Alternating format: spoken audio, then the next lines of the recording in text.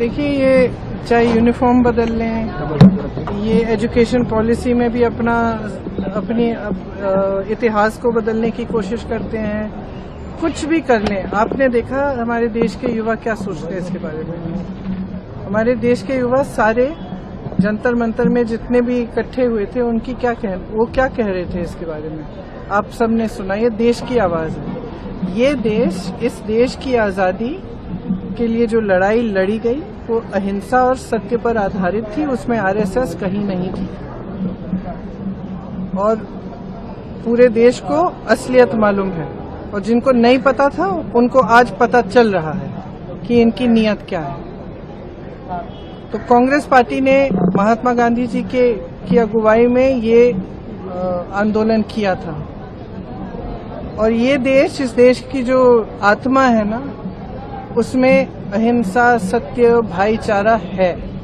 कोई उसे निकाल नहीं सकता। आरएसएस वाले नहीं निकाल सकते, कोई नहीं निकाल सकते। चाहे कितनी भी फूट फैलाएं, कितनी भी हिंसा फैलाएं, कितनी भी घृणा फैलाएं, अंत में इस देश की एक आत्मा है भाईचारे की, आपसी प्रेम की, सबकी एकता की, और वो कोई उनमें से निकाल नहीं सकता।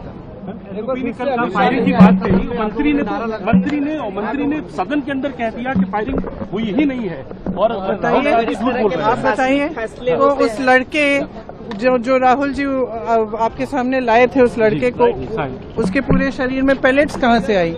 आसमान से गिर गई? देखिए, ये चाहे यूनिफॉर्म बदल लें, ये एजुकेशन पॉलिसी में भी अपनी इतिहास को बदलने की कोशिश करते हैं, कुछ भी कर लें। आपने देखा हमारे देश के युवा क्या सोचते हैं इसके बारे में।